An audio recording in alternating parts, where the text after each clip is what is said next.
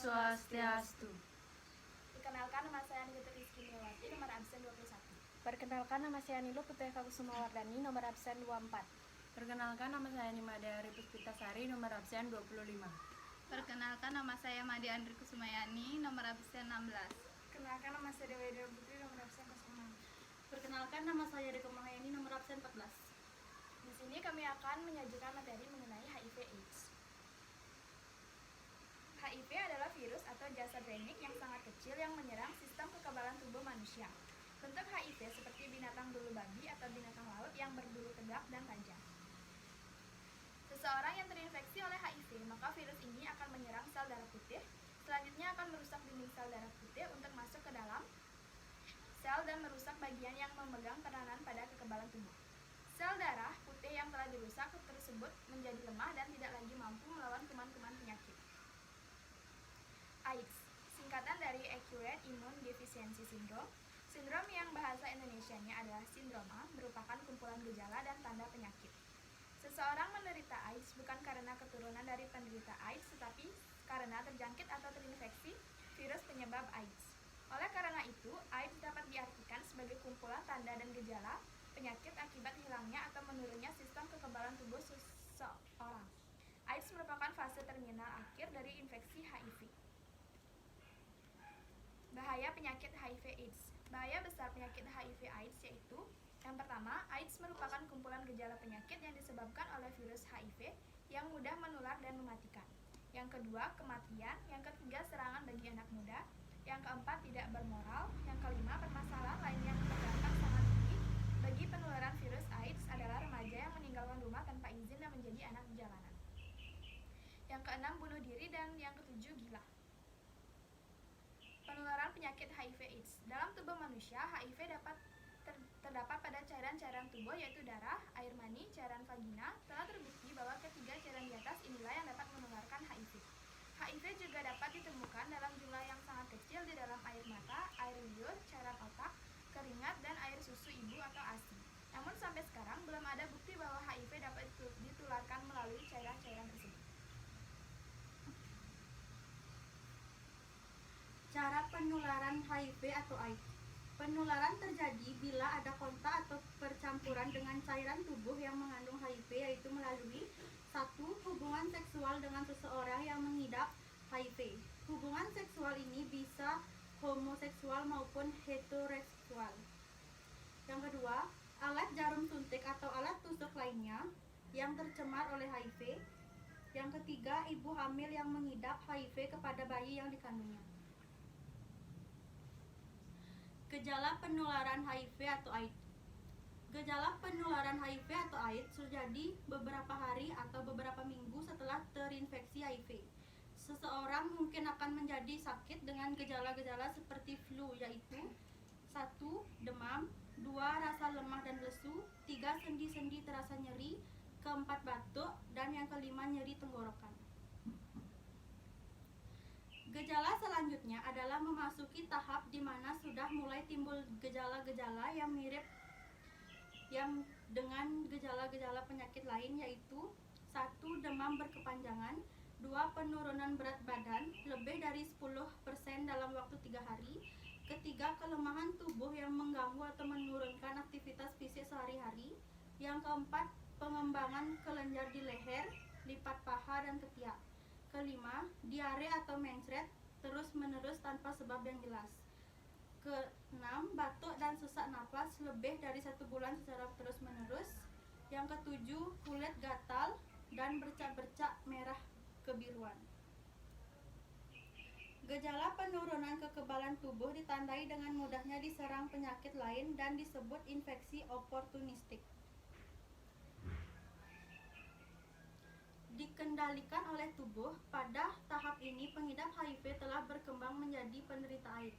Gejala AIDS yang timbul adalah: yang pertama, radang paru, yang kedua, radang saluran pencernaan, yang ketiga, radang karena jamur di mulut dan kerongkongan, yang keempat, kanker kulit, yang kelima, TBC, dan yang keenam, gangguan susunan saraf. Pada umumnya penderita AIDS akan meninggal dunia sekitar 2 tahun setelah gejala AIDS ini muncul.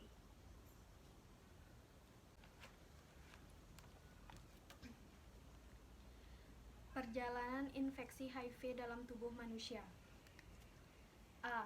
Kekebalan tubuh menggambarkan tentang fungsi sel darah putih dalam tubuh seseorang sebagai sistem kekebalan tubuh dalam menghadapi serangan kuman, virus, dan lainnya. B. Berbeda dengan virus lainnya, HIV adalah virus yang tidak mudah dilumpuhkan oleh sel darah putih.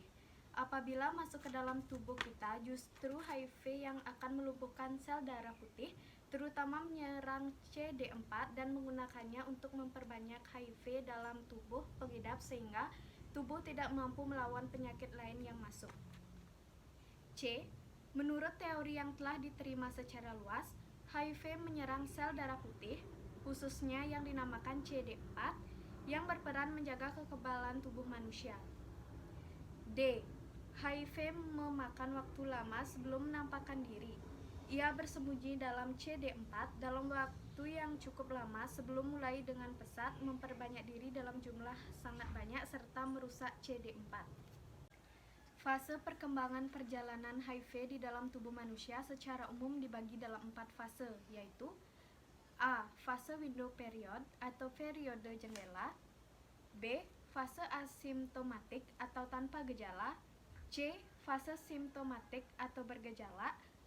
D. Fase AIDS. 4.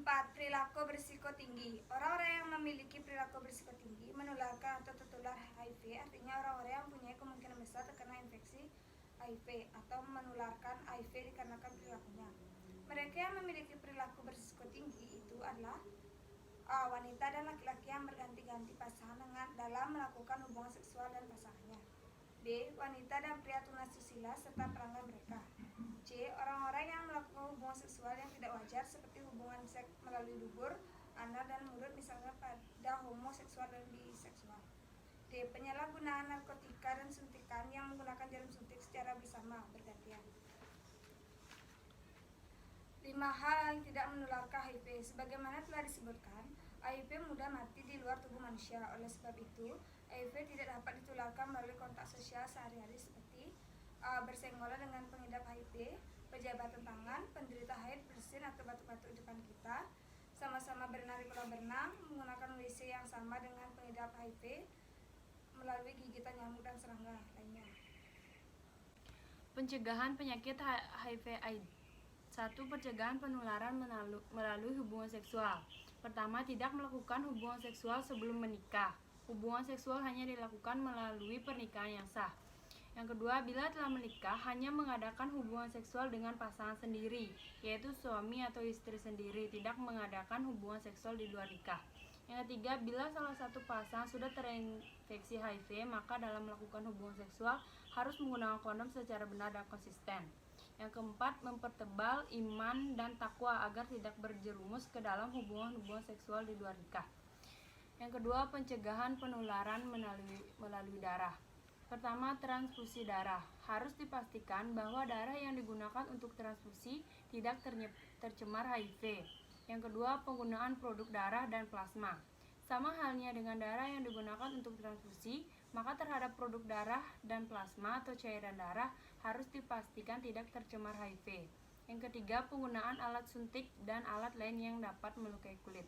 Penggunaan alat-alat seperti jarum suntik, alat cukur, alat tusuk untuk tindik perlu memperhatikan masalah sterilisasi. Yang ketiga, pencegahan penularan dari ibu kepada anak. Yang pertama, berikan informasi yang benar dan tepat yang sudah Anda terima kepada lingkungan Anda sendiri, misalnya keluarga, teman-teman, tetangga, dan lain-lain. Yang kedua, jika dalam percakapan sehari-hari Anda mendengar informasi yang salah tentang HIV/AIDS, langsung diperbaiki dengan cara yang benar. Pengobatan penyakit AIDS. Sampai sekarang belum ada obat yang tepat untuk menyembuhkan penderita AIDS secara total. Pengobatan yang dibutuhkan seorang penderita AIDS diperlukan tidak saja untuk melawan infeksi sampingan yang muncul, tetapi juga untuk mencegah komplikasi virus. Ini lebih lanjut dan untuk memperbaiki fungsi tubuh penderita akibat sistem kekebalan yang sudah rusak. Ada beberapa jenis obat yang telah ditemukan yang berfungsi hanya untuk menghambat perkembangan virus HIV. Obat-obat tersebut adalah pertama AZT, kedua DDI, ketiga DDC. Akan tetapi obat AZT, DDI, DDC ini belum menjamin proses penyembuhan. Ini mungkin hanya memperpanjang hidup penderita untuk 1 atau 2 tahun saja, karena sampai sekarang belum ada obat yang dapat membunuh virus ini secara total.